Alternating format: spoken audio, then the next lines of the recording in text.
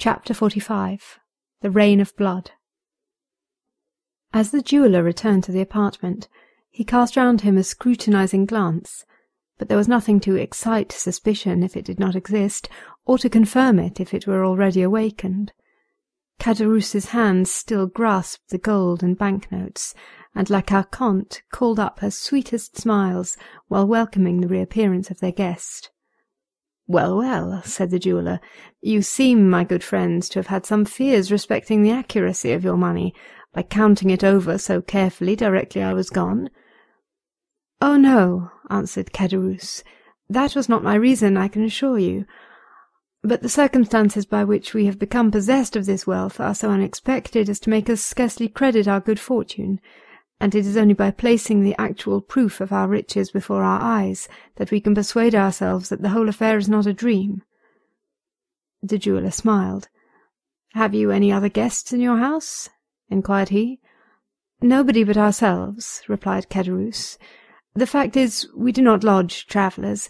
Indeed, our tavern is so near the town that nobody would think of stopping here." "Then I'm afraid I shall very much inconvenience you." "Inconvenience us? Not at all, my dear sir," said La Carconte in her most gracious manner. "Not at all, I assure you." "But where will you manage to stow me?" "In the chamber overhead." "Surely that is where you yourselves sleep." "Never mind that. We have a second bed in the adjoining room." Caderousse stared at his wife with much astonishment. The jeweller meanwhile was humming a song as he stood warming his back at the fire La Carconte had kindled to dry the wet garments of her guest, and this done, she next occupied herself in arranging his supper, by spreading a napkin at the end of the table and placing on it the slender remains of their dinner, to which she added 3 or 4 fresh-laid eggs. Caderousse had once more parted with his treasure. The banknotes were replaced in the pocket-book, the gold put back into the bag, and the whole carefully locked in the cupboard. He then began pacing the room with a pensive and gloomy air, glancing from time to time at the jeweller, who stood reeking with the steam from his wet clothes, and merely changing his place on the warm hearth to enable the whole of his garments to be dried. "There," said La Carconte, as she placed a bottle of wine on the table. "Supper is ready whenever you are." "And you?" asked Johannes. "I don't want any supper," said Caderousse. "We dined so very late," hastily interposed La Carconte. "Then it seems I am to eat alone," remarked the jeweller.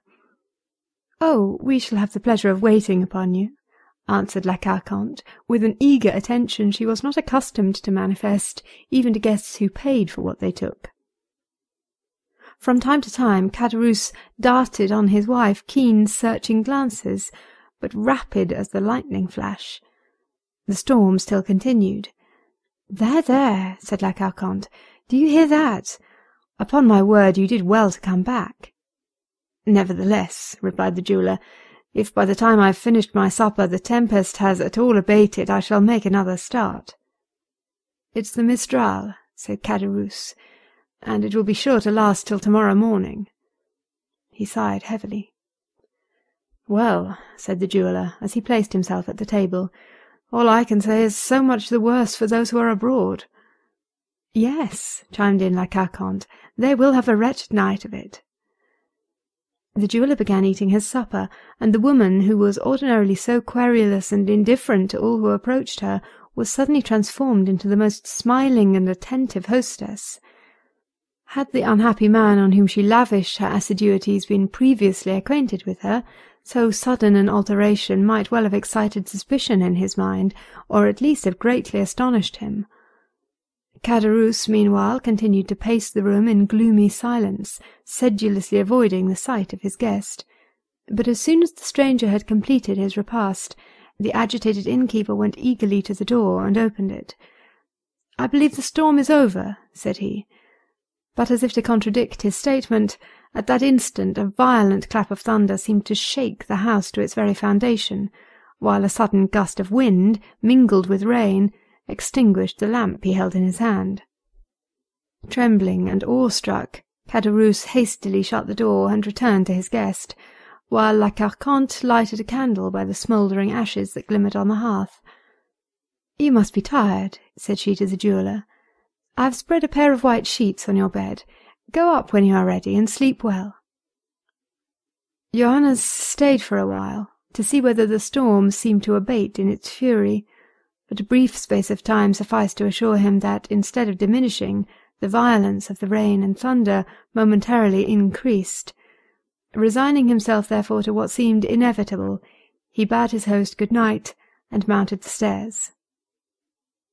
He passed over my head, and I heard the flooring creak beneath his footsteps. The quick, eager glance of La Carconte followed him as he ascended, while Caderousse, on the contrary, turned his back, and seemed most anxiously to avoid even glancing at him. All these circumstances did not strike me as painfully at the time as they have since done.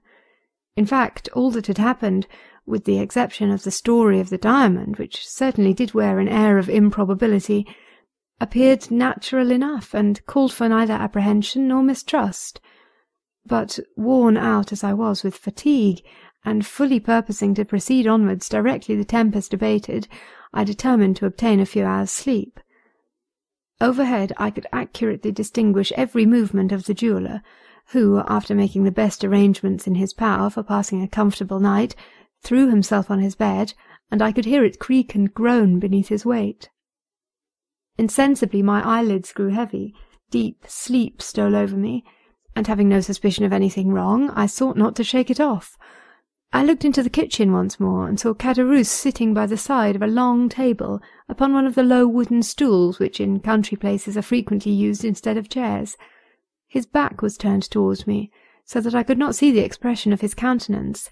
Neither should I have been able to do so had he been placed differently, as his head was buried between his two hands. La Carconte continued to gaze on him for some time, then, shrugging her shoulders, she took her seat immediately opposite to him. At this moment the expiring embers threw up a fresh flame from the kindling of a piece of wood that lay near, and a bright light flashed over the room. La Carconte still kept her eyes fixed on her husband, but as he made no sign of changing his position, she extended her hard, bony hand and touched him on the forehead. Caderousse shuddered. The woman's lips seemed to move as though she were talking, but because she merely spoke in an undertone, or my senses were dulled by sleep, I did not catch a word she uttered. Confused sights and sounds seemed to float before me, and gradually I fell into a deep, heavy slumber. Confused sights and sounds seemed to float before me, and gradually I fell into a deep, heavy slumber. How long I had been in this unconscious state I know not, when I was suddenly aroused by the report of a pistol, followed by a fearful cry. Weak and tottering footsteps resounded across the chamber above me, and the next instant a dull, heavy weight seemed to fall powerless on the staircase. I had not yet fully recovered consciousness when again I heard groans, mingled with half-stifled cries, as if from persons engaged in a deadly struggle. A cry more prolonged than the others, and ending in a series of groans, effectually roused me from my drowsy lethargy. Hastily raising myself on one arm, I looked around, but all was dark, and it seemed to me as if the rain must have penetrated through the flooring of the room above, for some kind of moisture appeared to fall drop by drop upon my forehead, and when I passed my hand across my brow I felt that it was wet and clammy. To the fearful noises that had awakened me had succeeded the most perfect silence, unbroken save by the footsteps of a man walking about in the chamber above. The staircase creaked. He descended into the room below, approached the fire, and lit a candle. The man was Caderousse. He was pale, and his shirt was all bloody. Having obtained the light, he hurried upstairs again, and once more I heard his rapid and uneasy footsteps. A moment later he came down again, holding in his hand the small shagreen case, which he opened to assure himself it contained the diamond, seemed to hesitate as to which pocket he should put it in. Then, as if dissatisfied with the security of either pocket, he deposited it in his red handkerchief, which he carefully rolled round his head. After this he took from his cupboard the bank-notes and gold he had put there, thrust the one into the pocket of his trousers, and the other into that of his waistcoat, hastily tied up a small bundle of linen, and rushing towards the door, disappeared into the darkness of the night. Then all became clear and manifest to me, and I reproached myself with what had happened, as though I myself had done the guilty deed. I fancied that I still heard faint moans, and, imagining that the unfortunate jeweller might not be quite dead, I determined to go to his relief, by way of atoning in some slight degree, not for the crime I had committed, but for that which I had not endeavoured to prevent. For this purpose I applied all the strength I possessed to force an entrance from the cramped spot in which I lay to the adjoining room. The poorly fastened boards, which alone divided me from it, yielded to my efforts, and I found myself in the house. Hastily snatching up the lighted candle, I hurried to the staircase. About midway a body was lying quite across the stairs. It was that of la Carconte. The pistol I had heard had doubtless been fired at her. The shot had frightfully lacerated her throat, leaving 2 gaping wounds, from which, as well as the mouth, the blood was pouring in floods. She was stone dead.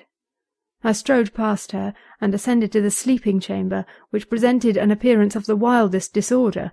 The furniture had been knocked over in the deadly struggle that had taken place there, and the sheets, to which the unfortunate jeweller had doubtless clung, were dragged across the room. The murdered man lay on the floor, his head leaning against the wall, and about him was a pool of blood which poured forth from 3 large wounds in his breast. There was a 4th gash, in which a long table-knife was plunged up to the handle. I stumbled over some object.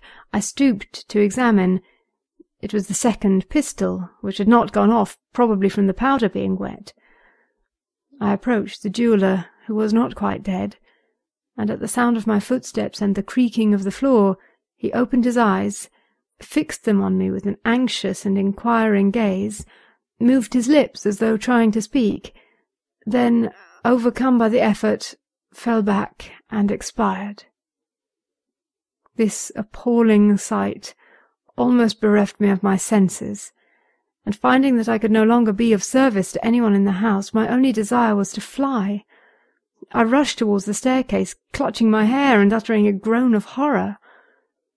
Upon reaching the room below, I found 5 or 6 custom-house officers and 2 or 3 gendarmes, all heavily armed. They threw themselves upon me. I made no resistance. I was no longer master of my senses. When I strove to speak, a few inarticulate sounds alone escaped my lips. As I noticed the significant manner in which the whole party pointed to my blood-stained garments, I involuntarily surveyed myself, and then I discovered that the thick warm drops that had so bedewed me as I lay beneath the staircase must have been the blood of la Carconte. I pointed to the spot where I had concealed myself. "What does he mean?" asked a gendarme. One of the officers went to the place I directed. "He means," replied the man upon his return, "that he got in that way," and showed the hole I had made when I broke through. Then I saw that they took me for the assassin. I recovered force and energy enough to free myself from the hands of those who held me, while I managed to stammer forth, "I did not do it. Indeed, I did not." A couple of gendarmes held the muzzles of their carbines against my breast. "Stir but a step," said they, "and you are a dead man." "Why should you threaten me with death," cried I, "when I have already declared my innocence?"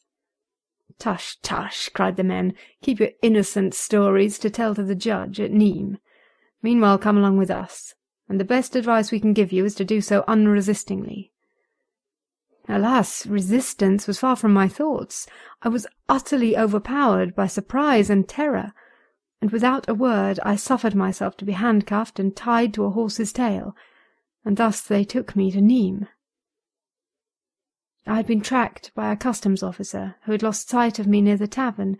Feeling certain that I intended to pass the night there, he had returned to summon his comrades, who had just arrived in time to hear the report of the pistol, and to take me in the midst of such circumstantial proofs of my guilt as rendered all hopes of proving my innocence utterly futile. One only chance was left me, that of beseeching the magistrate before whom I was taken to cause every inquiry to be made for the Abbé Busoni, who had stopped at the inn of the Pont du Gard on that morning.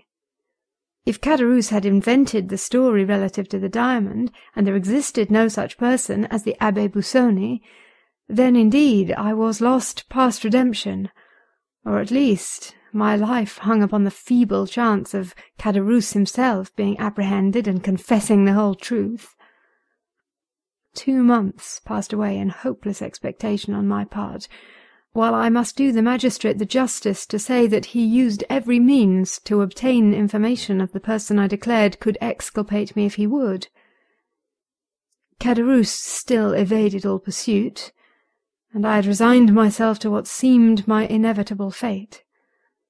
My trial was to come on at the approaching assizes, when, on the 8th of September, that is to say, precisely 3 months and 5 days after the events which had perilled my life, the Abbé Busoni, whom I never ventured to believe I should see, presented himself at the prison doors, saying he understood one of the prisoners wished to speak to him. He added that, having learned at Marseilles the particulars of my imprisonment, he hastened to comply with my desire. You may easily imagine with what eagerness I welcomed him, and how minutely I related the whole of what I had seen and heard. I felt some degree of nervousness as I entered upon the history of the diamond, but to my inexpressible astonishment he confirmed it in every particular, and to my equal surprise he seemed to place entire belief in all I said. And then it was that, won by his mild charity, seeing that he was acquainted with all the habits and customs of my own country, and considering also that pardon for the only crime of which I was really guilty might come with a double power from lips so benevolent and kind, I besought him to receive my confession, under the seal of which I recounted the Auteuil affair in all its details, as well as every other transaction of my life. That which I had done by the impulse of my best feelings produced the same effect as though it had been the result of calculation.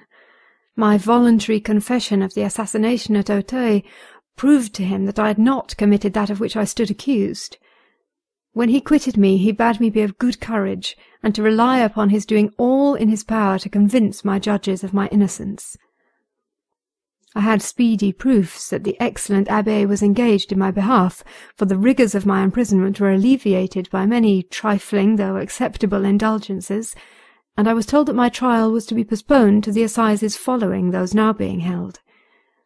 In the interim it pleased Providence to cause the apprehension of Caderousse, who was discovered in some distant country, and brought back to France, where he made a full confession, refusing to make the fact of his wife's having suggested and arranged the murder any excuse for his own guilt.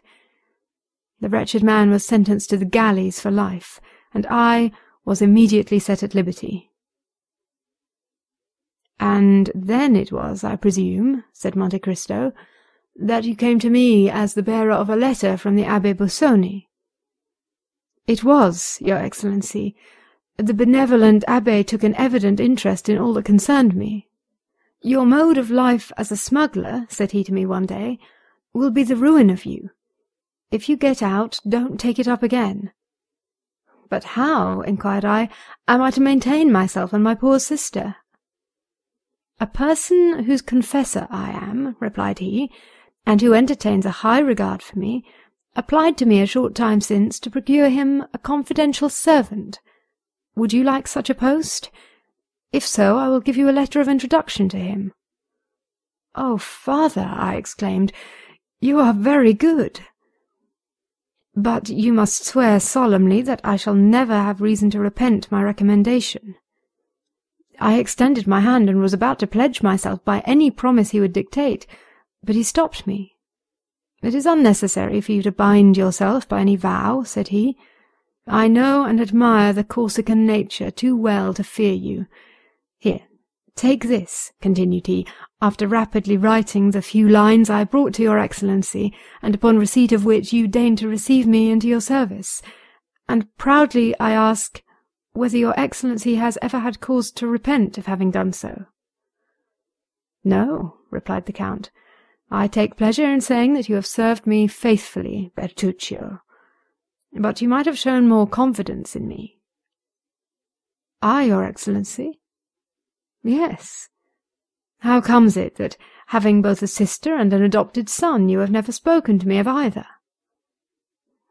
"Alas!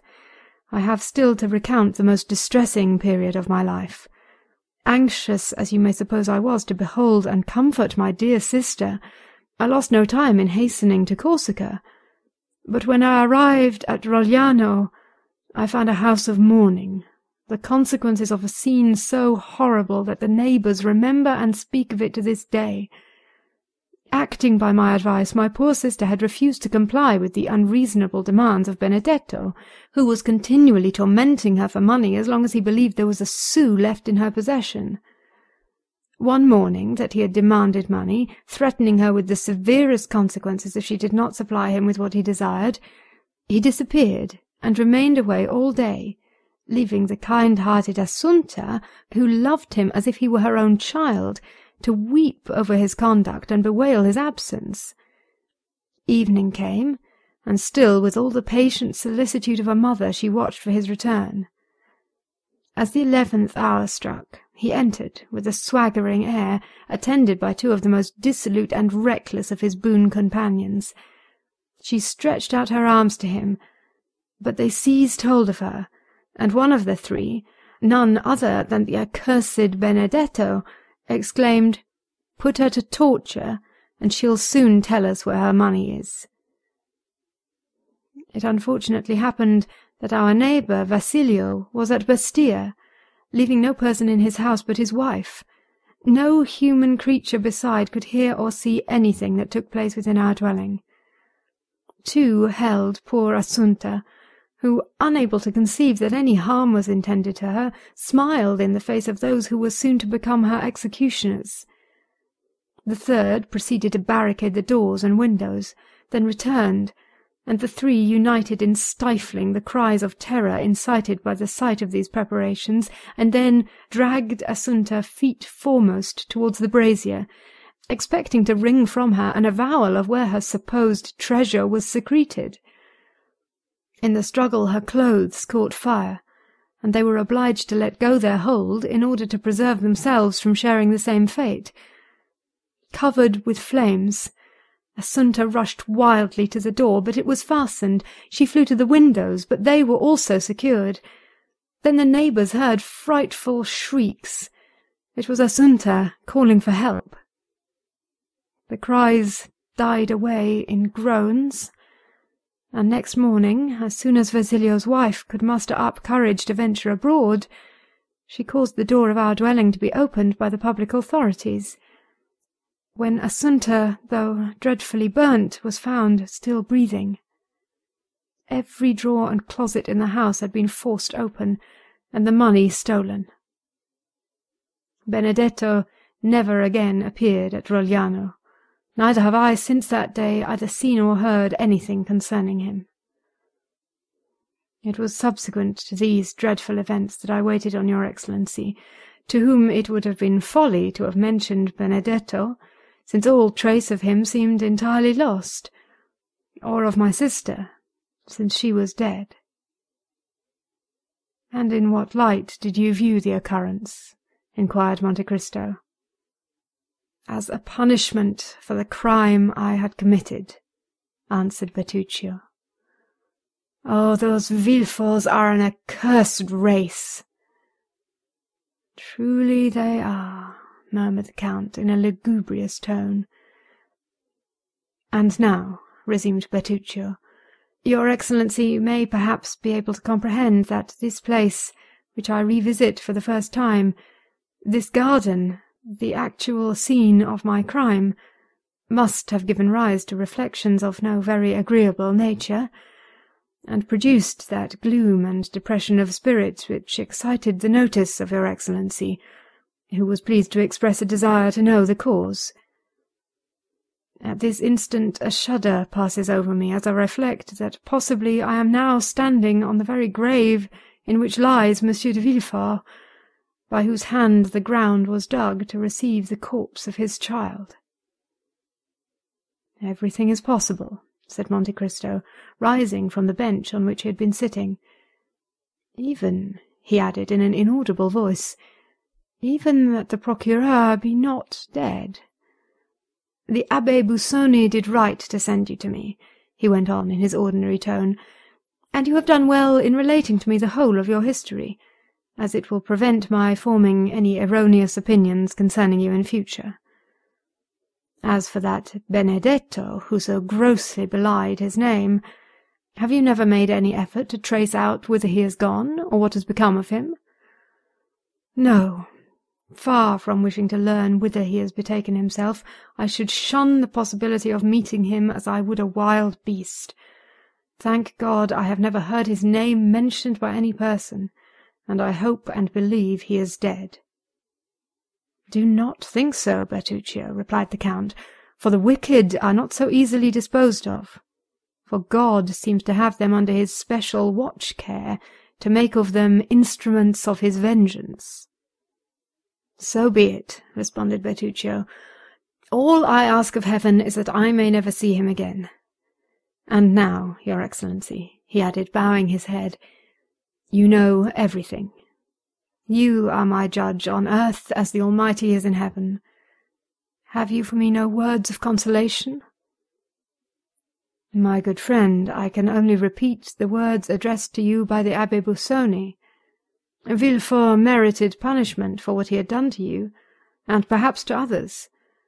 Benedetto, if still living, will become the instrument of divine retribution in some way or other, and then be duly punished in his turn.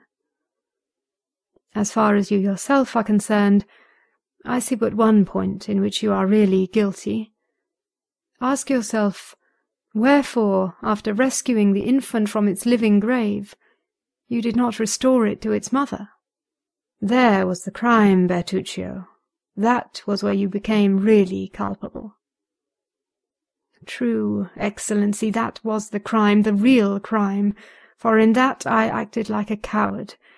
My first duty, directly I succeeded in recalling the babe to life, was to restore it to its mother. But in order to do so I must have made close and careful inquiry, which would in all probability have led to my own apprehension, and I clung to life, partly on my sister's account, and partly from that feeling of pride inborn in our hearts, of desiring to come off untouched and victorious in the execution of our vengeance.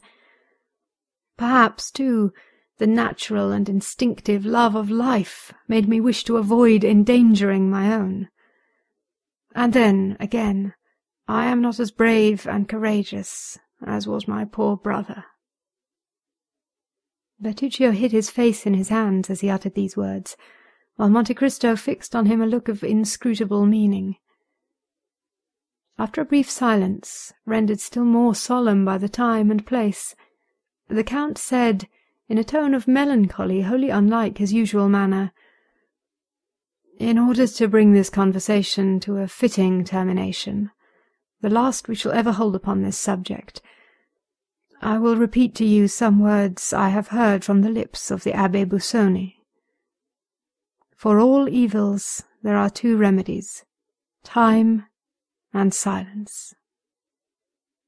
And now leave me, Monsieur Bertuccio, to walk alone here in the garden. The very circumstances which inflict on you, as a principal in the tragic scene enacted here, such painful emotions, are to me, on the contrary, a source of something like contentment, and serve but to enhance the value of this dwelling in my estimation. The chief beauty of trees consists in the deep shadows of their umbrageous boughs, while fancy pictures a moving multitude of shapes and forms flitting and passing beneath that shade. Here I have a garden laid out in such a way as to afford the fullest scope for the imagination, and furnished with thickly grown trees, beneath whose leafy screen a visionary like myself may conjure up phantoms at will. This to me, who expected but to find a blank enclosure surrounded by a straight wall, is, I assure you, a most agreeable surprise. I have no fear of ghosts, and I have never heard it said that so much harm has been done by the dead during 6,000 years as is wrought by the living in a single day. Retire within, Bertuccio, and tranquillize your mind.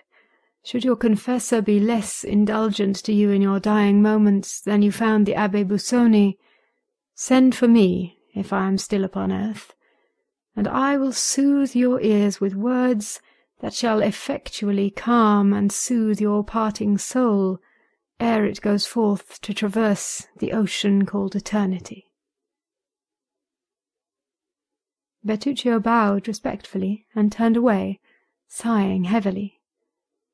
Monte Cristo, left alone, took 3 or 4 steps onwards, and murmured, "Here, beneath this plane tree, must have been where the infant's grave was dug. There is the little door opening into the garden. At this corner is the private staircase communicating with the sleeping apartment. There will be no necessity for me to make a note of these particulars, for there, before my eyes, beneath my feet, all around me, I have the plan sketched with all the living reality of truth." After making the tour of the garden a second time, the Count re-entered his carriage, while Bertuccio, who perceived the thoughtful expression of his master's features, took his seat beside the driver without uttering a word. The carriage proceeded rapidly towards Paris. That same evening, upon reaching his abode in the Champs-Élysées, the Count of Monte Cristo went over the whole building with the air of one long acquainted with each nook or corner.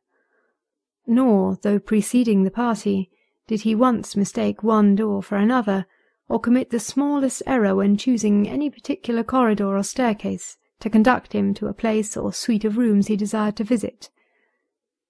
Ali was his principal attendant during this nocturnal survey. Having given various orders to Bertuccio relative to the improvements and alterations he desired to make in the house, the Count, drawing out his watch, said to the attentive Nubian, "It is 11:30 o'clock. Haydée will soon be here. Have the French attendants been summoned to await her coming?"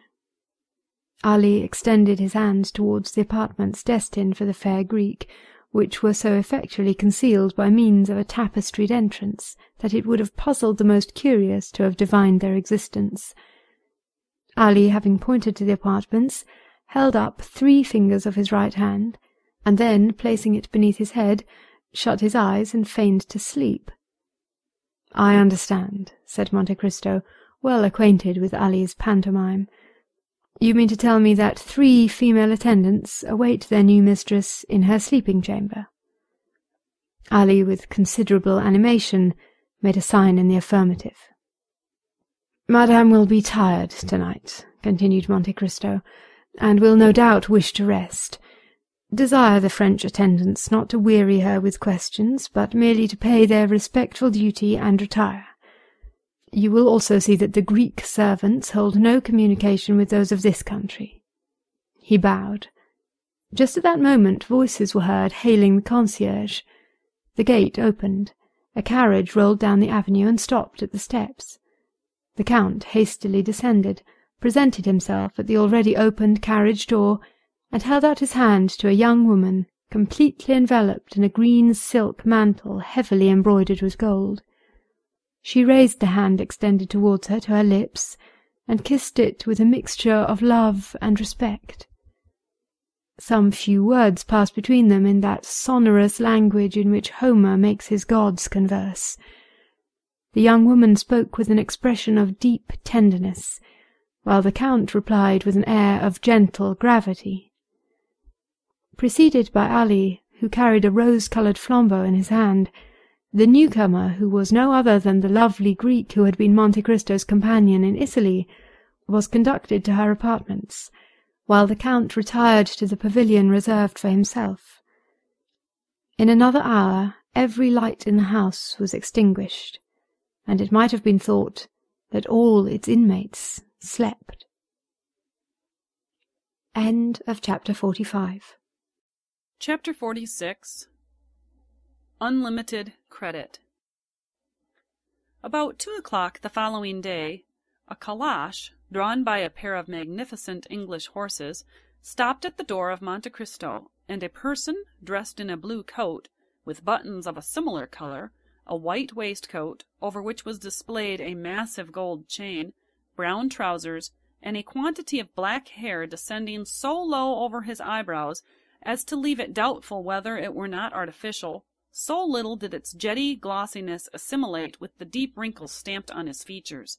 A person, in a word, who, although evidently past 50, desired to be taken for not more than 40, bent forwards from the carriage door, on the panels of which were emblazoned the armorial bearings of a baron, and directed his groom to inquire at the porter's lodge whether the Count of Monte Cristo resided there, and if he were within.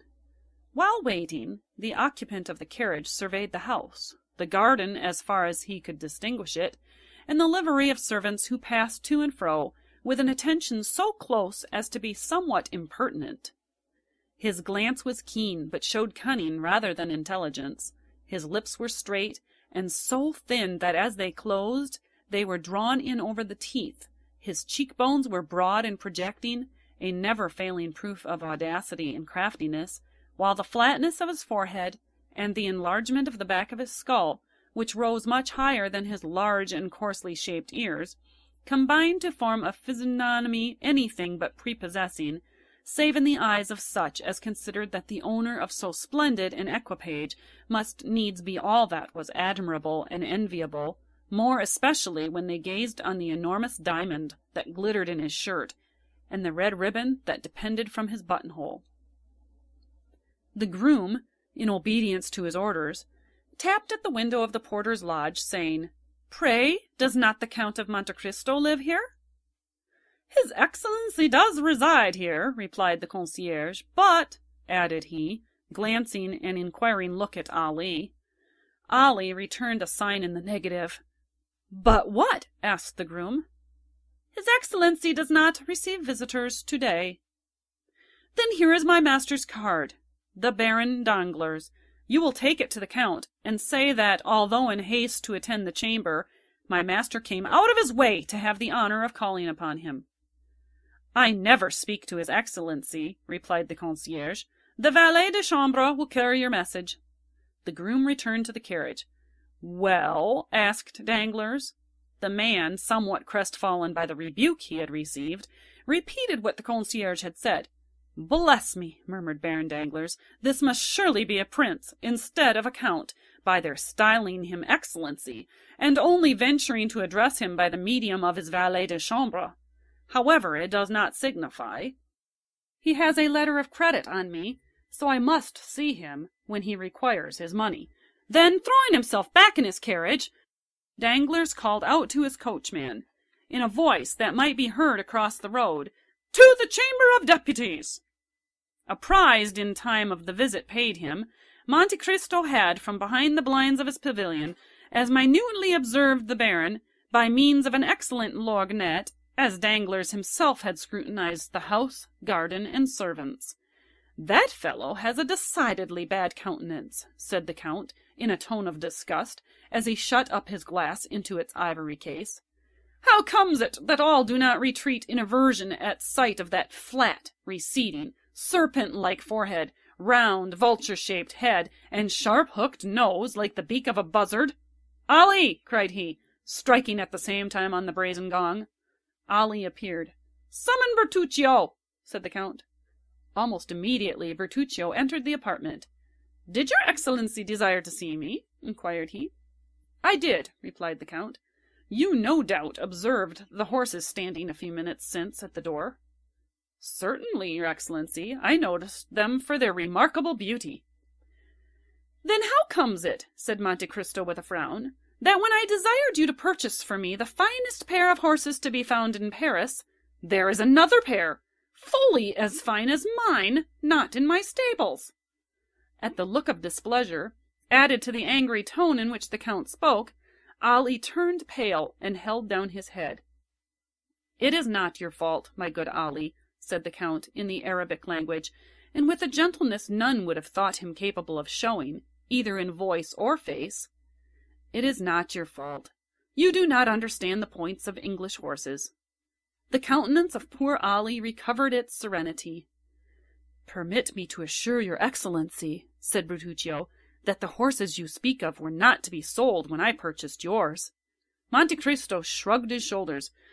"It seems, Sir Steward," said he, "that you have yet to learn that all things are to be sold to such as care to pay the price." "His Excellency is not perhaps aware that Mr. Danglars gave 16,000 francs for his horses?" "Very well, then offer him double that sum. A banker never loses an opportunity of doubling his capital." "Is your Excellency really in earnest?" inquired the steward. Monte Cristo regarded the person who durst presume to doubt his words with the look of one equally surprised and displeased. "I have to pay a visit this evening," replied he. "I desire that these horses, with completely new harness, may be at the door with my carriage."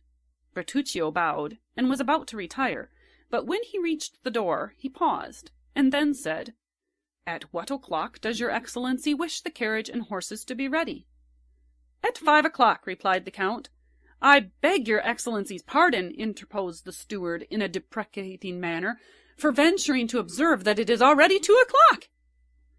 "I am perfectly aware of that fact," answered Monte Cristo calmly. Then, turning towards Ali, he said, "Let all the horses in my stables be led before the windows of your young lady, that she may select those she prefers for her carriage. Request her also to oblige me by saying whether it is her pleasure to dine with me. If so, let dinner be served in her apartments. Now, leave me, and desire my valet de chambre to come hither." Scarcely had Ali disappeared when the valet entered the chamber. "Monsieur Baptistin," said the Count, "you have been in my service 1 year, the time I generally give myself to judge of the merits or demerits of those about me. You suit me very well." Baptistin bowed low. "It only remains for me to know whether I also suit you." "Oh, your Excellency!" exclaimed Baptistin eagerly. "Listen, if you please, till I have finished speaking," replied Monte Cristo. "You receive 1,500 francs per annum for your services here, more than many a brave subaltern who continually risks his life for his country obtains. You live in a manner far superior to many clerks who work 10 times harder than you do for their money. Then, though yourself a servant, you have other servants to wait upon you, take care of your clothes, and see that your linen is duly prepared for you. Again, you make a profit upon each article you purchase for my toilet, amounting in the course of a year to a sum equaling your wages." "Nay, indeed, your Excellency." "I am not condemning you for this, Monsieur Baptistin, but let your profits end here. It would be long indeed ere you would find so lucrative a post as that you have now the good fortune to fill. I neither ill-use nor ill-treat my servants by word or action. An error I readily forgive, but wilful negligence or forgetfulness, never. My commands are ordinarily short, clear, and precise, and I would rather be obliged to repeat my words twice, or even 3 times, than should be misunderstood. I am rich enough to know whatever I desire to know, and I can promise you I am not wanting in curiosity. If, then, I should learn that you had taken upon yourself to speak of me to any one favorably or unfavorably, to comment on my actions, or watch my conduct, that very instant you would quit my service. You may now retire. I never caution my servants a second time. Remember that." Baptistin bowed, and was proceeding towards the door. "I forgot to mention to you," said the Count, "that I lay yearly aside a certain sum for each servant in my establishment. Those whom I am compelled to dismiss lose, as a matter of course, all participation in this money, while their portion goes to the fund accumulating for those domestics who remain with me, and among whom it will be divided at my death. You have been in my service a year. Your fund has already begun to accumulate. Let it continue to do so." This address, delivered in the presence of Ali, who, not understanding one word of the language in which it was spoken, stood wholly unmoved, produced an effect on M. Baptistin only to be conceived by such as have occasion to study the character and disposition of French domestics. "I assure your Excellency," said he, "that at least it shall be my study to merit your approbation in all things, and I will take Ali as my model." "By no means," replied the Count in the most frigid tones. "Ali has many faults mixed with most excellent qualities. He cannot possibly serve you as a pattern for your conduct, not being, as you are, a paid servant, but a mere slave, a dog, who, should he fail in his duty towards me, I should not discharge from my service, but kill." Baptistin opened his eyes with astonishment. "You seem incredulous," said Monte Cristo, who repeated to Ali in the Arabic language what he had just been saying to Baptistin in French. The Nubian smiled assentingly to his master's words, then, kneeling on one knee, respectfully kissed the hand of the Count. This corroboration of the lesson he had just received put the finishing stroke to the wonder and stupefaction of M. Baptistin. The Count then motioned the valet de chambre to retire, and to Ali to follow to his study, where they conversed long and earnestly together. As the hand of the clock pointed to 5, the Count struck thrice upon his gong. When Ali was wanted 1 stroke was given, 2 summoned Baptistin, and 3 Bertuccio. The steward entered. "My horses?" said Monte Cristo. "They are at the door, harnessed to the carriage as your Excellency desired. Does your Excellency wish me to accompany him?" "No, the coachman, Ali, and Baptistin will go." The Count descended to the door of his mansion, and beheld his carriage drawn by the very pair of horses he had so much admired in the morning as the property of Danglars. As he passed them, he said, "They are extremely handsome, certainly, and you have done well to purchase them, although you were somewhat remiss not to have procured them sooner." "Indeed, your Excellency, I had very considerable difficulty in obtaining them, and, as it is, they have cost an enormous price." "Does the sum you gave for them make the animals less beautiful?" inquired the Count, shrugging his shoulders. "Nay, if your Excellency is satisfied, it is all that I could wish. Whither does your Excellency desire to be driven?"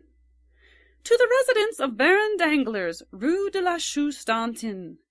This conversation had passed as they stood upon the terrace, from which a flight of stone steps led to the carriage drive. As Bertuccio, with a respectful bow, was moving away, the Count called him back. "I have another commission for you, Monsieur Bertuccio," said he.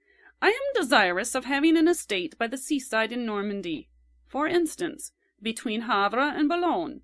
You see, I give you a wide range. It will be absolutely necessary that the place you may select have a small harbor, creek, or bay, into which my corvette can enter and remain at anchor. She draws only 15 feet. She must be kept in constant readiness to sail immediately, I think proper to give the signal. Make the requisite inquiries for a place of this description, and when you have met with an eligible spot, visit it, and if it possesses the advantages desired, purchase it at once in your own name. The corvette must now, I think, be on her way to Fécamp, must she not?" "Certainly, your Excellency. I saw her put to sea the same evening we quitted Marseille." "And the yacht?" "Was ordered to remain at Martigues." "'Tis well. I wish you to write from time to time to the captains in charge of the 2 vessels, so as to keep them on the alert." "And the steamboat?" "She is at Chalons?" "Yes." "The same orders for her as the 2 sailing vessels." "Very good. When you have purchased the estate I desire, I want constant relays of horses at 10 leagues apart along the northern and southern road." "Your Excellency may depend upon me." The Count made a gesture of satisfaction, descended the terrace steps, and sprang into his carriage, which was whirled along swiftly to the banker's house. Danglars was engaged at the moment, presiding over a railroad committee, but the meeting was nearly concluded when the name of his visitor was announced. As the Count's title sounded on his ear, he rose, and addressing his colleagues, who were members of one or the other chamber, he said, "Gentlemen, pardon me for leaving you so abruptly, But a most ridiculous circumstance has occurred, which is this. Thomson and French, the Roman bankers, have sent to me a certain person calling himself the Count of Monte Cristo, and have given him an unlimited credit with me. I confess this is the drollest thing I have ever met with in the course of my extensive foreign transactions, and you may readily suppose it has greatly roused my curiosity. I took the trouble this morning to call on the pretended count. If he were a real count, he wouldn't be so rich. But, would you believe it? He was not receiving. So the master of Monte Cristo gives himself airs befitting a great millionaire or a capricious beauty. I made inquiries, and found that the house is in the Champs-Élysées, is his own property, and certainly it was very decently kept up. But, pursued Danglars with one of his sinister smiles, an order for unlimited credit calls for something like caution on the part of the banker to whom that order is given. I am very anxious to see this man. I suspect a hoax is intended, but with the instigators of it little knew whom they had to deal with. They laughed best who laughed last. Having delivered himself of this pompous address, uttered with a degree of energy that left the Baron almost out of breath, he bowed to the assembled party, and withdrew to his drawing-room, whose sumptuous furnishings of white and gold had caused a great sensation in the Chausseantin. It was to this apartment he had desired his guest to be shown, with the purpose of overwhelming him at the sight of so much luxury. He found the Count standing before some copies of Albano and Fator that had been passed off to the banker as originals, but which, mere copies as they were, seemed to feel their degradation in being brought into juxtaposition with the gaudy colors that covered the ceiling. The Count turned round as he heard the entrance of Danglars into the room. With a slight inclination of the head, Danglars signed to the Count to be seated, pointing significantly to a gilded armchair, covered with white satin embroidered with gold. The Count sat down. "I have the honor, I presume, of addressing Monsieur de Monte Cristo?" The Count bowed. "And I, of speaking to Baron Danglars, Chevalier of the Legion of Honor, and member of the Chamber of Deputies?" Monte Cristo repeated all the titles he had read on the Baron's card. Danglars felt the irony and compressed his lips. "You will, I trust, excuse me, monsieur, for not calling you by your title when I first addressed you," he said. "But you are aware that we are living under a popular form of government, and that I myself a representative of the liberties of the people." "So much so," replied Monte Cristo, "that while you call yourself baron, you are not willing to call anybody else count." "Upon my word, monsieur," said Danglars with affected carelessness, "I attach no sort of value to such empty distinctions. But the fact is, I was made baron, and also chevalier of the Legion of Honor, in return for services rendered, but you have discarded your titles after the example set you by Messieurs de Montmorency and Lafayette. That was a noble example to follow, monsieur." "Why," replied Danglars, "not entirely so. With the servants, you understand." "I see. To your domestics you are my lord. The journalists style you monsieur, while your constituents call you citizen. These are distinctions very suitable under a constitutional government. I understand perfectly." Again Danglars bit his lips. He saw that he was no match for Monte Cristo in an argument of this sort, and he therefore hastened to turn to subjects more congenial.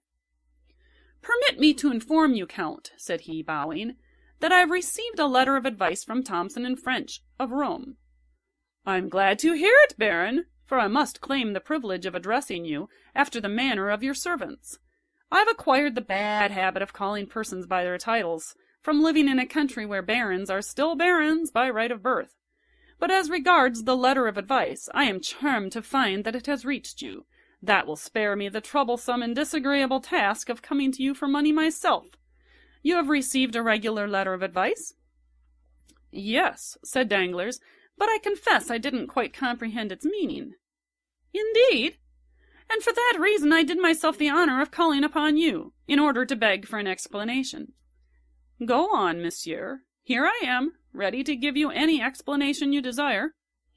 "Why," said Danglars, "in the letter, I believe I have it about me." Here he felt in his breast pocket. "Yes, here it is. Well, this letter gives the Count of Monte Cristo unlimited credit on our house."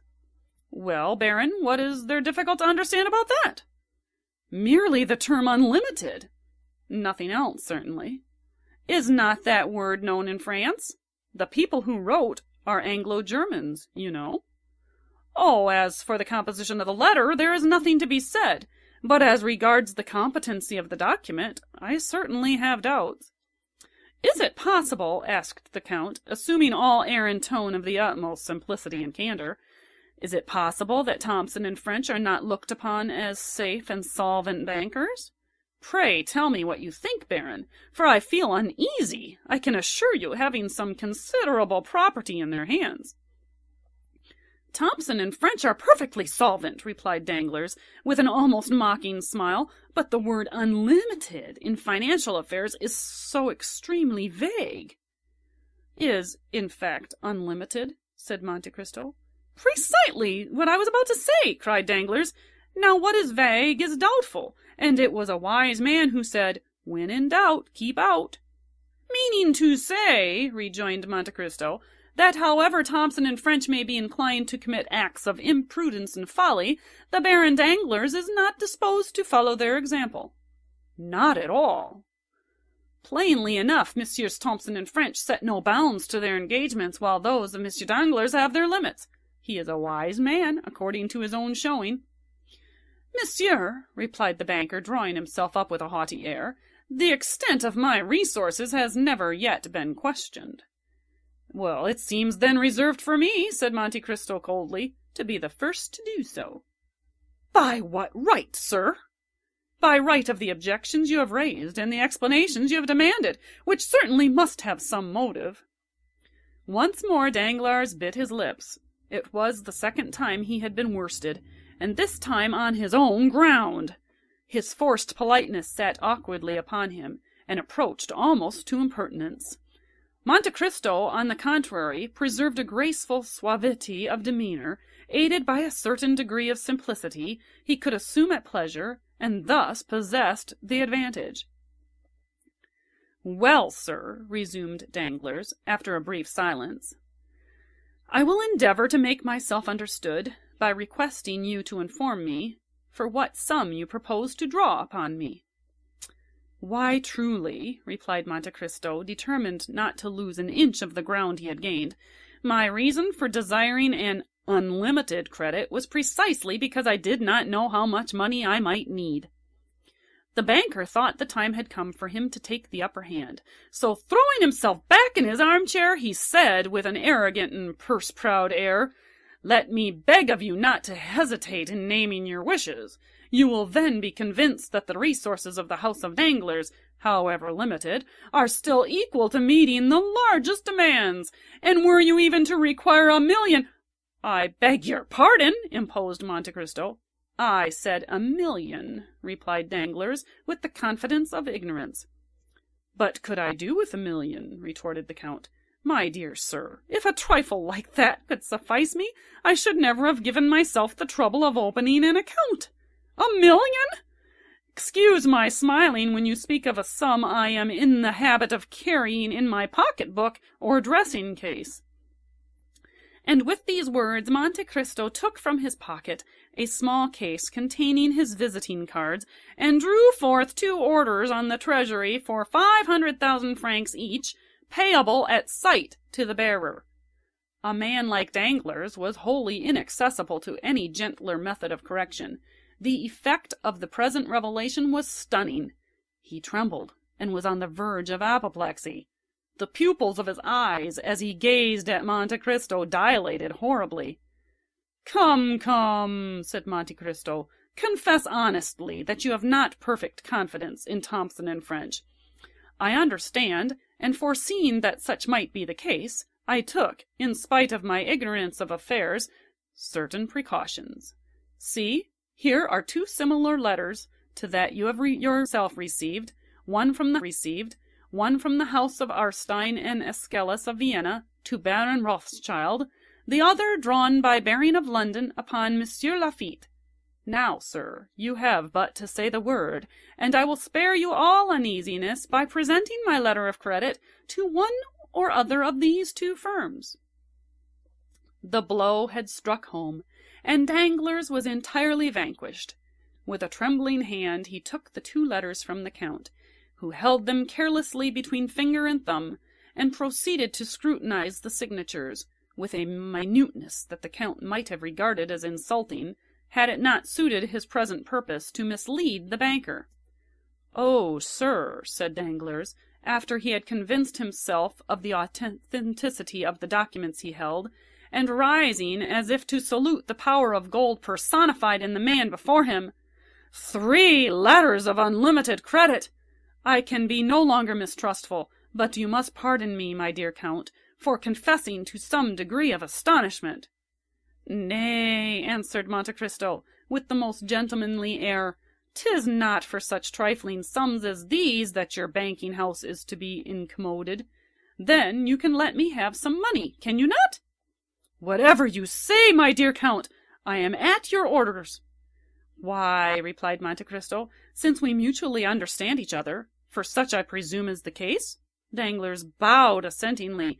"You are quite sure that not a lurking doubt or suspicion lingers in your mind?" "Oh, my dear Count," exclaimed Danglars, "I never for an instant entertained such a feeling towards you." "No, you merely wish to be convinced, nothing more. But now that we have come to so clear an understanding, and that all distrust and suspicion are laid at rest, we may as well fix a sum as the probable expenditure of the first year.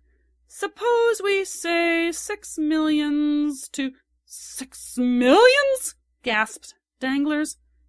"So be it. Then, if I should require more," continued Monte Cristo in a careless manner, "why, of course I should draw upon you. But my present intention is not to remain in France more than a year, and during that period I scarcely think I shall exceed the sum I mentioned. However, we shall see. Be kind enough, then, to send me 500,000 francs tomorrow. I shall be at home till midday, or, if not, I will leave a receipt with my steward." "The money you desire shall be at your house by 10 o'clock tomorrow morning, my dear Count," replied Danglars. "How would you like to have it? In gold, silver, or notes?" "Half in gold, and the other half in bank notes, if you please," said the Count, rising from his seat. "I must confess to you, Count," said Danglars, "that I have hitherto imagined myself acquainted with the degree of all the great fortunes of Europe, and still wealth such as yours has been wholly unknown to me. May I presume to ask whether you have long possessed it?"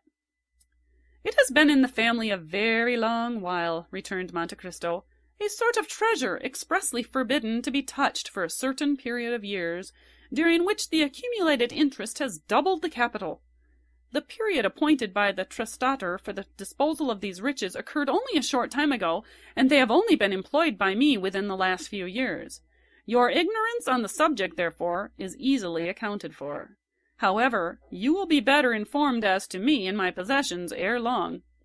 And the Count, while pronouncing these latter words, accompanied them with one of those ghastly smiles that used to strike terror into poor Franz Depenne. "With your tastes and means of gratifying them," continued Danglars, "you will exhibit a splendor that must effectually put us poor miserable millionaires quite in the shade. If I mistake not, you are an admirer of paintings. At least I judged so from the attention you appeared to be bestowing on mine when I entered the room. If you will permit me, I shall be happy to show you my picture gallery, composed entirely of works by the ancient masters, warranted as such. Not a modern picture among them. I cannot endure the modern school of painting."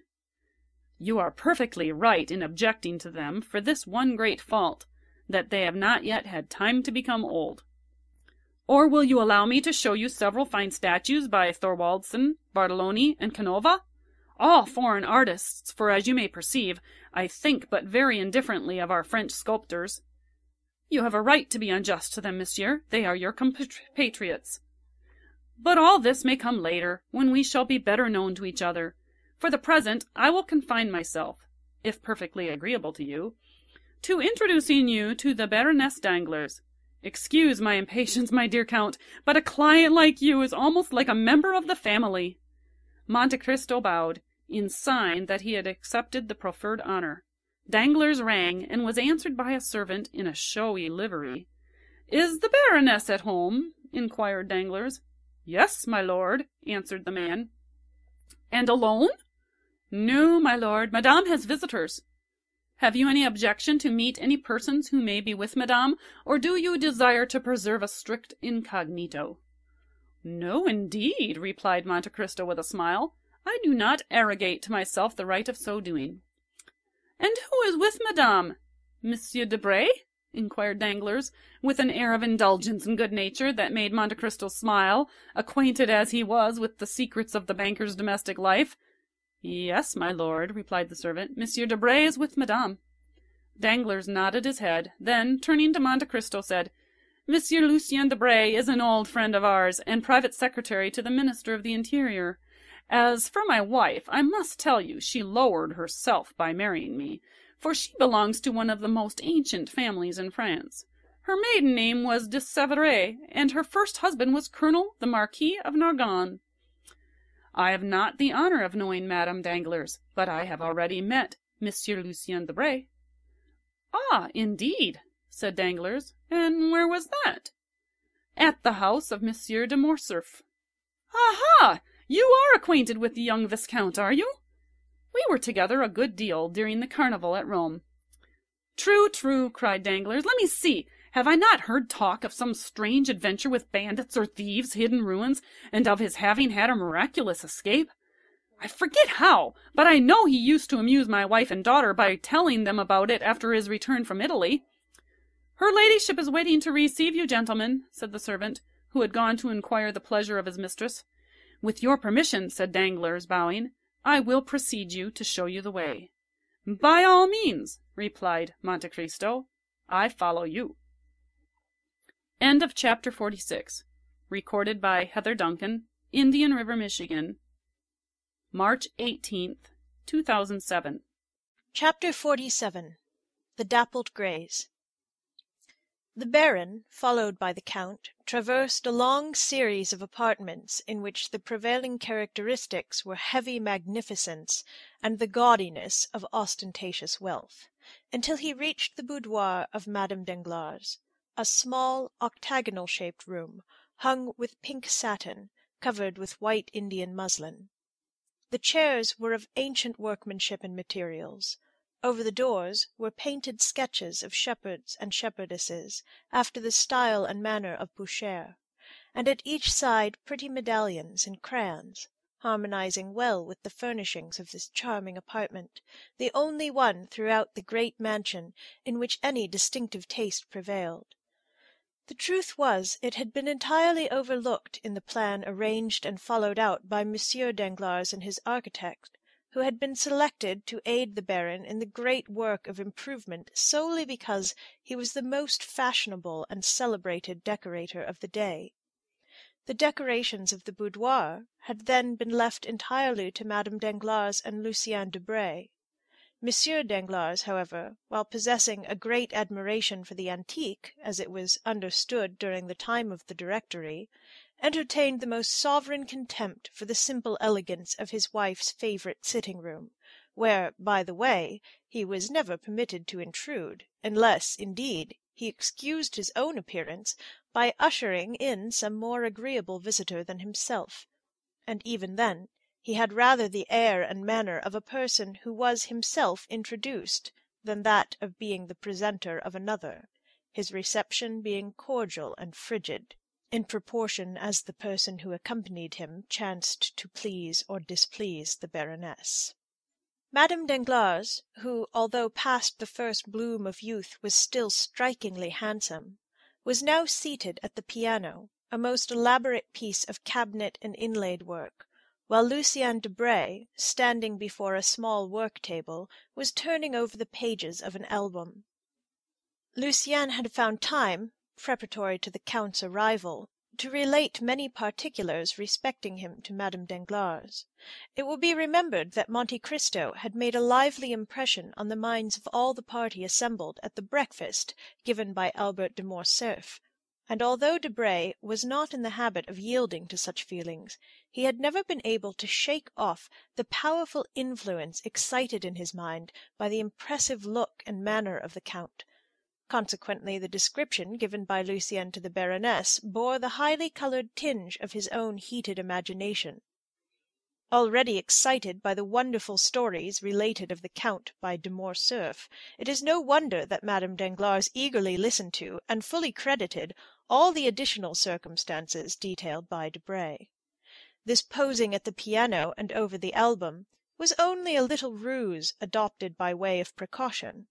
A most gracious welcome and unusual smile were bestowed on Monsieur Danglars.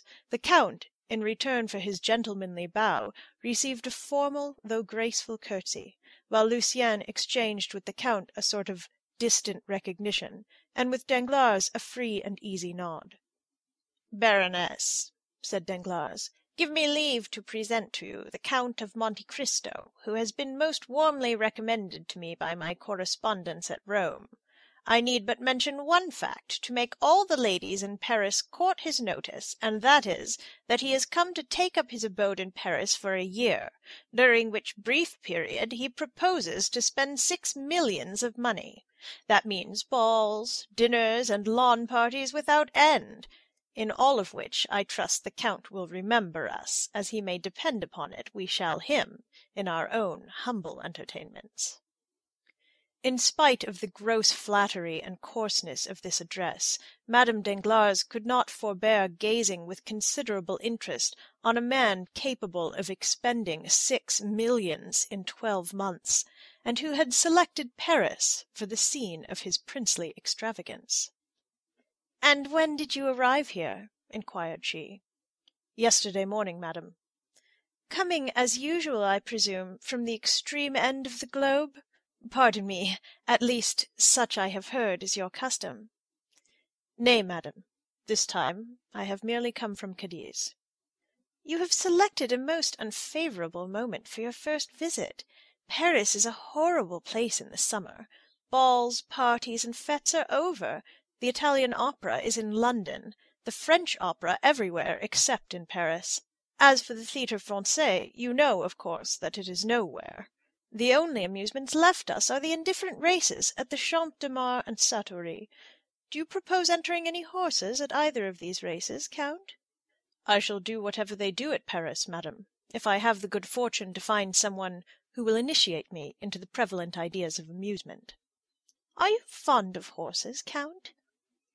"I have passed a considerable part of my life in the East, madam, and you are doubtless aware that the Orientals value only 2 things, the fine breeding of their horses and the beauty of their women."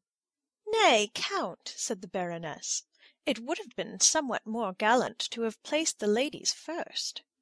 "You see, madam, how rightly I spoke when I said I required a preceptor to guide me in all my sayings and doings here." At this instant the favourite attendant of Madame Danglars entered the boudoir, approached her mistress, and spoke some words in an undertone. Madame Danglars turned very pale, then exclaimed, "I cannot believe it. The thing is impossible." "I assure you, madam," replied the woman, "it is as I have said." Turning impatiently toward her husband, Madame Danglars demanded, "Is this true?" "Is what true, madam?" inquired Danglars, visibly agitated. "What my maid tells me." "But what does she tell you?" "That when my coachman was about to harness the horses to my carriage, he discovered that they had been removed from the stables without his knowledge. I desire to know what is the meaning of this." "Be kind enough, madam, to listen to me," said Danglars. "Oh, yes, I will listen, monsieur, for I am most curious to hear what explanation you will give. These 2 gentlemen shall decide between us. But first I will state the case to them. Gentlemen," continued the Baroness, "among the 10 horses in the stables of Baron Danglars are 2 that belong exclusively to me, a pair of the handsomest and most spirited creatures to be found in Paris. But to you, at least, Monsieur Debray, I need not give a further description, because to you my beautiful pair of dappled greys are well known.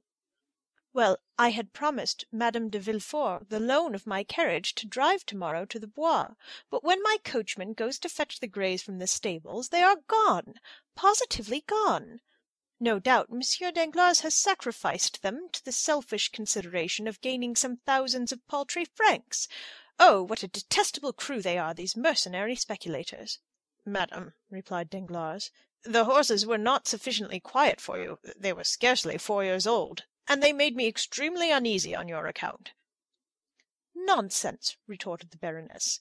"You could not have entertained any alarm on the subject, because you are perfectly well aware that I have had for a month in my service the very best coachman in Paris. But perhaps you have disposed of the coachman as well as the horses."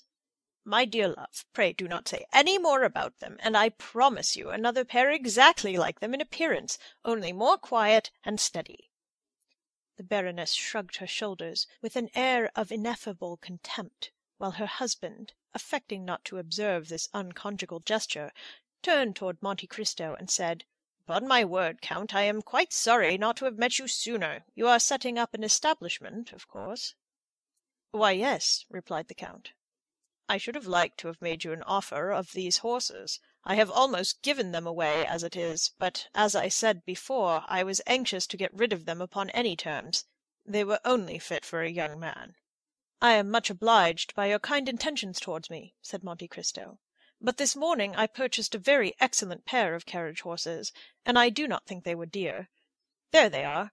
Come, Monsieur Debray, you are a connoisseur, I believe. Let me have your opinion upon them." As Debray walked toward the window, Danglars approached his wife. "I could not tell you before the others," he said in a low tone, "the reason of my parting with the horses, but a most enormous price was offered me this morning for them.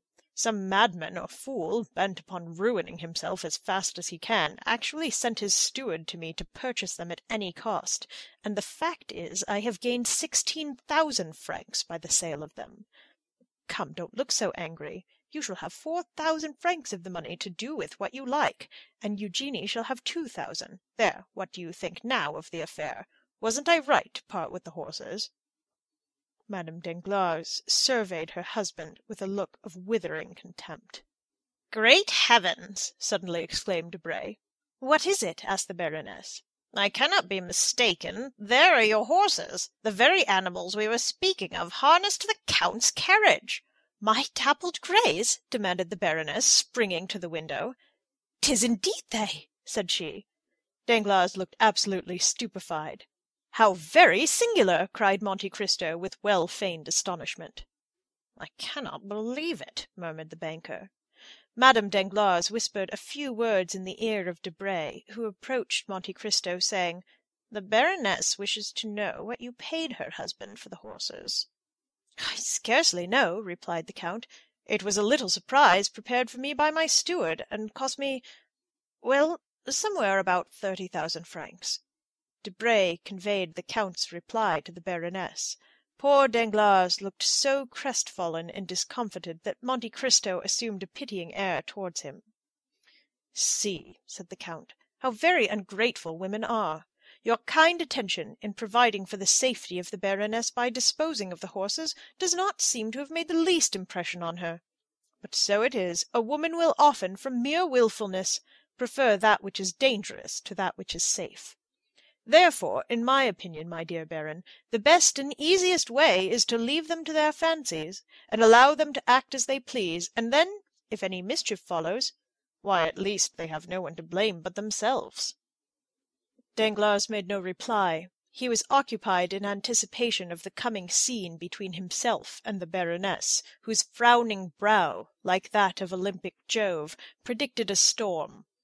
Debray, who perceived the gathering clouds, and felt no desire to witness the explosion of Madame Danglars' rage, suddenly recollected an appointment which compelled him to take his leave, while Monte Cristo, unwilling by prolonging his stay to destroy the advantages which he hoped to obtain, made a farewell bow and departed, leaving Danglars to endure the angry reproaches of his wife.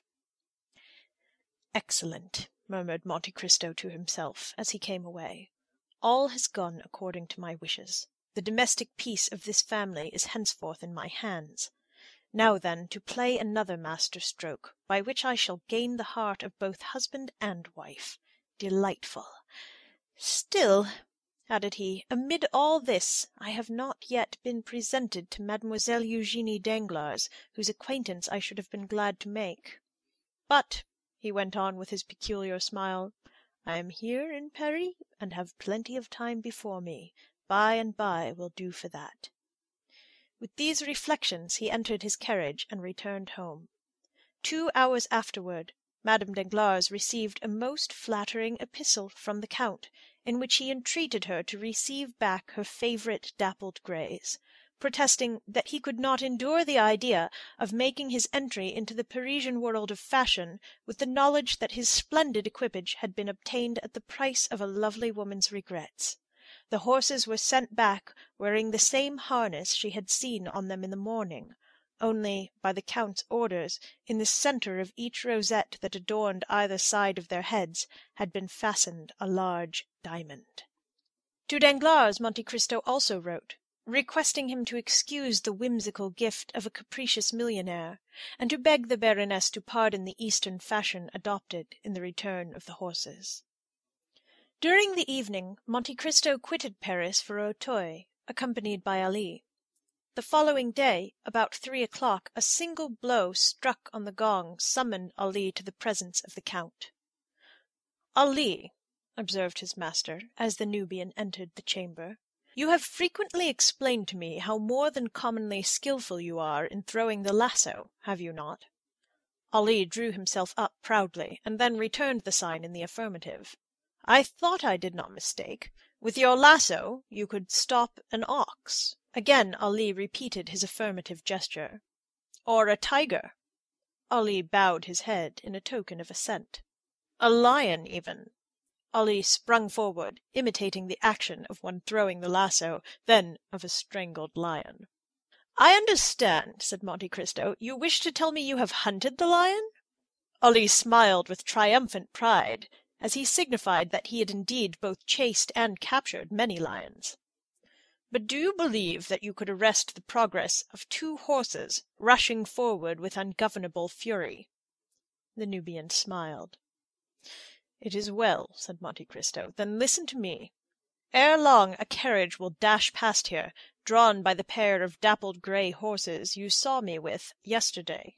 Now, at the risk of your own life, you must manage to stop these horses before my door."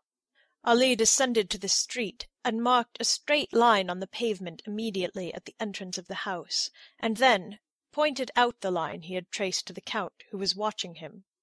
The Count patted him gently on the shoulder, his usual mode of praising Ali, who, pleased and gratified with the commission assigned him, walked calmly towards a projecting stone forming an angle of the street and house, began to smoke his chibouk, while Monte Cristo re-entered his dwelling, perfectly assured of the success of his plan. Still, as 5 o'clock approached, and the carriage was momentarily expected by the Count, the indication of more than common impatience and uneasiness might be observed in his manner. He stationed himself in a room commanding a view of the street, pacing the chamber with restless steps, stopping merely to listen from time to time for the sound of approaching wheels, then to cast an anxious glance on Ali. But the regularity with which the Nubian puffed forth the smoke of his chibouk proved that he, at least, was wholly absorbed in the enjoyment of his favourite occupation. Suddenly a distant sound of rapidly advancing wheels was heard, and almost immediately a carriage appeared, drawn by a pair of wild, ungovernable horses, while the terrified coachman strove in vain to restrain their furious speed. In the vehicle was a young woman and a child of about 7 or 8, clasped in each other's arms. Terror seemed to have deprived them of even the power of uttering a cry. The carriage creaked and rattled as it flew over the rough stones, and the slightest obstacle under the wheels would have caused disaster. But it kept on in the middle of the road, and those who saw it pass uttered cries of terror. Ali suddenly cast aside his chibouk, drew the lasso from his pocket, threw it so skilfully as to catch the forelegs of the near horses in its triple fold, and suffered himself to be dragged on for a few steps by the violence of his shock. The animal then fell over on the pole, which snapped, and therefore prevented the other horse from pursuing its way. Gladly availing himself of this opportunity, the coachman leaped from his box, but Ali had promptly seized the nostrils of the second horse and held them in his iron grasp, till the beast, snorting with pain, sunk beside his companion. All this was achieved in much less time than is occupied in the recital. The brief space had, however, been sufficient for a man, followed by a number of servants, to rush from the house before which the accident had occurred, and as the coachman opened the door of the carriage, to take from it a lady who was convulsively grasping the cushions with one hand, while with the other she pressed to the bosom the young boy, who had lost consciousness. Monte Cristo carried them both to the salon, and deposited them on a sofa. "Compose yourself, madam," said he. "All danger is over." The woman looked up at these words, and with a glance far more expressive than any entreaties could have been, pointed to her child, who still continued insensible. "I understand the nature of your alarms, madam," said the Count, carefully examining the child, "but I assure you there is not the slightest occasion for uneasiness. Your little charge has not received the least injury. His insensibility is merely the effects of terror, and will soon pass."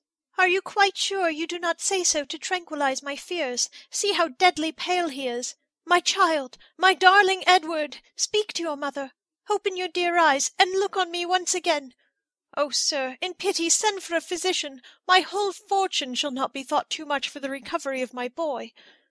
With a calm smile and a gentle wave of the hand, Monte Cristo signed to the distracted mother to lay aside her apprehensions. Then, opening a casket that stood near, he drew forth a vial of Bohemian glass, encrusted with gold, containing a liquid the colour of blood, of which he let fall a single drop on the child's lips. Scarcely had it reached them ere the boy, though still pale as marble, opened his eyes, and eagerly gazed around him. At this, the delight of the mother was almost frantic. "Where am I?" exclaimed she, "and to whom am I indebted for so happy a termination of my late dreadful alarm?" "Madam," answered the Count, "you are under the roof of one who esteems himself most fortunate in having been able to save you from a further continuance of your sufferings." "My wretched curiosity has brought all this about," pursued the lady.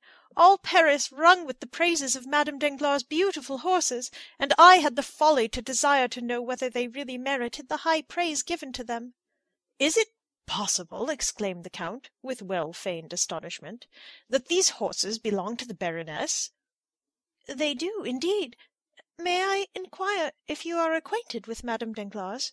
"I have that honour, and my happiness at your escape from danger that threatened you is redoubled by the consciousness that I have been the unwilling and unintentional cause of all the peril that you have incurred. I yesterday purchased these horses of the Baron, but as the Baroness evidently regretted parting with them, I ventured to send them back to her, with a request that she would gratify me by accepting them from my hands." "You are, then, doubtless the Count of Monte Cristo, of whom Hermine has talked to me so much?" "You have rightly guessed, madam," replied the Count. "And I am Madame Heloise de Villefort." The Count bowed with the air of a person who hears a name for the first time. "How grateful will Monsieur de Villefort be for all your goodness! How thankfully will he acknowledge that to you alone he owes the existence of his wife and child! Most certainly, but for the prompt assistance of your intrepid servant, this dear child and myself must both have perished." "Indeed, I still shudder at the fearful danger you were placed in." "I trust you will allow me to recompense worthily the devotion of your man." "I beseech you, madam," replied Monte Cristo, "not to spoil Ali, either by too great praise or rewards. I cannot allow him to acquire the habit of expecting to be recompensed for every trifling service he may render. Ali is my slave, and in saving your life he was but discharging his duty to me." "Nay," interposed Madame de Villefort, on whom the authoritative style adopted by the Count made a deep impression. "Nay, but consider that to preserve my life he has risked his own." "His life, madam, belongs not to him. It is mine, in return for my having myself saved him from death." Madame de Villefort made no further reply. Her mind was utterly absorbed in the contemplation of the person who from the first instant she saw him had made so powerful an impression on her. During the evident preoccupation of Madame de Villefort, Monte Cristo scrutinized the features and appearance of the boy she kept folded in her arms, lavishing on him the most tender endearments. The child was small for his age and unnaturally pale. A mass of straight black hair, defying all attempts to train or curl it, fell over his projecting forehead and hung down to his shoulders, giving increased vivacity to eyes already sparkling with a youthful love of mischief and fondness for every forbidden enjoyment. His mouth was large, and the lips, which had not yet regained their colour, were particularly thin. In fact, the deep and crafty look, giving a predominant expression to the child's face, belonged rather to a boy of 12 or 14 than to one so young. His first movement was to free himself by a violent push from the encircling arms of his mother, and to rush forward to the casket from whence the Count had taken the vial of elixir. Then, without asking permission of anyone, he proceeded, in all the wilfulness of a spoiled child unaccustomed to restrain either whims or caprices, to pull the corks out of all the bottles. "Touch nothing, my little friend," cried the Count eagerly. "Some of those liquids are not only dangerous to taste, but even to inhale." Madame de Villefort became very pale, and, seizing her son's arm, drew him anxiously towards her.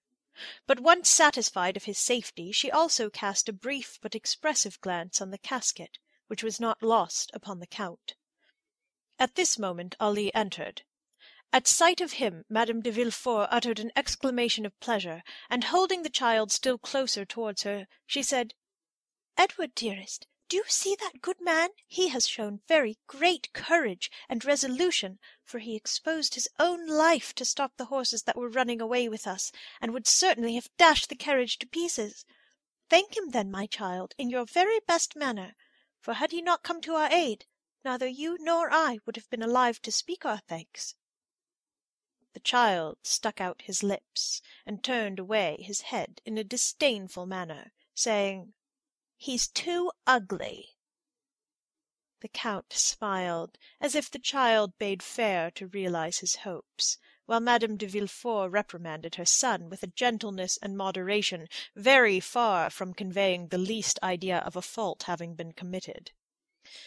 "This lady," said the Count, speaking to Ali in the Arabic language, "is desirous that her son should thank you for saving both their lives, but the boy refuses, saying you are too ugly." Ali turned his intelligent countenance towards the boy, on whom he gazed without any apparent emotion, but the spasmodic workings of his nostrils showed to the practised eye of Monte Cristo that the Arab had been wounded to the heart. "Will you permit me to inquire," said Madame de Villefort, as she arose to take her leave, "whether you usually reside here?" "No, I do not," replied Monte Cristo. "It is a small place I have purchased quite lately. My place of abode is No. 30, Avenue des Champs-Élysées. But I see you have quite recovered from your fright, and are, no doubt, desirous of returning home. Anticipating your wishes, I have desired the same horses you came with to be put to one of my carriages, and Ali, he whom you think so very ugly," continued he, addressing the boy with a smiling air, "will have the honour of driving you home, while your coachman remains here to attend to the necessary repairs of your calash. As soon as that important business is concluded, I will have a pair of my own horses harnessed to convey it directly to Madame Danglars." "I dare not return with those dreadful horses," said Madame de Villefort. "You will see," replied Monte Cristo, "that they will be as different as possible in the hands of Ali. With him they will be as gentle and docile as lambs." Ali had, indeed, given the proof of this, for approaching the animals, who had been got upon their legs with considerable difficulty, he rubbed their foreheads and nostrils with a sponge soaked in aromatic vinegar, and wiped off the sweat and foam that covered their mouths. Then, commencing a loud whistling noise, he rubbed them well all over their bodies for several minutes. Then, undisturbed by the noisy crowd collected round the broken carriage, Ali quietly harnessed the pacified animals to the Count's chariot, took the reins in his hands, and mounted the box, when, to the utter astonishment of those who had witnessed the ungovernable spirit and maddened speed of the same horses, he was actually compelled to apply his whip in no very gentle manner before he could induce them to start, and even then all that could be obtained from the celebrated dappled greys, now changed into a couple of dull, sluggish, stupid brutes, was a slow pottering pace, kept up with so much difficulty that Madame de Villefort was more than 2 hours returning to her residence in the Faubourg Saint-Honoré. Scarcely had the first congratulations upon her marvellous escape been gone through when she wrote the following letter to Madame Danglars. Dear Hermine, I have just had a wonderful escape from the most imminent danger, and I owe my safety to the very Count of Monte Cristo we were talking about yesterday, but whom I little expected to see to-day. I remember how unmercifully I laughed at what I considered your eulogistic and exaggerated praises of him. But I have now ample cause to admit that your enthusiastic description of this wonderful man fell far short of his merits. Your horses got as far as Ranelagh, when they darted forward like mad things, and galloped away at so fearful a rate that there seemed no other prospect for myself and my poor Edward but that of being dashed to pieces against the first object that impeded their progress, when a strange-looking man, an Arab, a Negro, or a Nubian, at least a black of some nation or other, at a signal from the Count, whose domestic he is, suddenly seized and stopped the infuriated animals, even at the risk of being trampled to death himself. And certainly he must have had a most wonderful escape. The Count then hastened to us, and took us into his house, where he speedily recalled my poor Edward to life. He sent us home in his own carriage. Yours will be returned to you tomorrow. You will find your horses in bad condition from the results of this accident.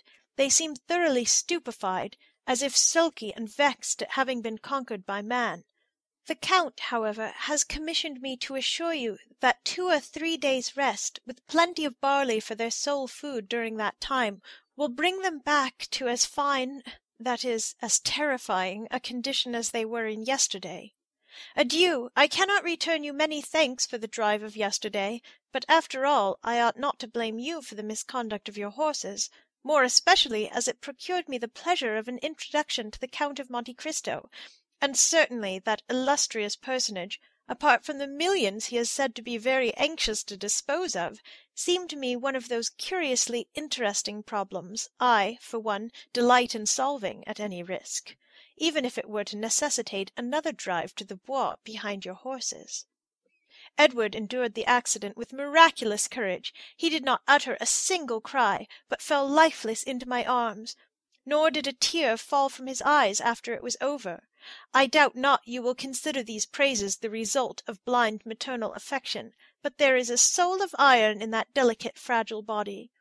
Valentine sends many affectionate remembrances to your dear Eugenie. I embrace you with all my heart. Heloise de Villefort. P.S. Please, do pray contrive some means for me to meet the Count of Monte Cristo at your house. I must and will see him again. I have just made Monsieur de Villefort promise to call on him, and I hope the visit will be returned. That night the adventure at Auteuil was talked of everywhere. Albert related it to his mother, Chateau Renaud related it at the Jockey Club, and Debray detailed it at length in the salons of the minister. Even Beauchamp accorded 20 lines in his journal to the relation of the Count's courage and gallantry, thereby celebrating him as the greatest hero of the day in the eyes of all the feminine members of the aristocracy. Vast was the crowd of visitors and inquiring friends who left their names at the residence of Madame de Villefort, with the design of renewing their visit at the right moment, of hearing from her lips all the interesting circumstances of this most romantic adventure. As for Monsieur de Villefort, he fulfilled the predictions of Heloise to the letter, donned his dress suit, drew on a pair of white gloves, ordered the servants to attend the carriage dressed in their full livery, and drove that same night to number 30 in the Avenue des Champs-Élysées. End of chapter 47.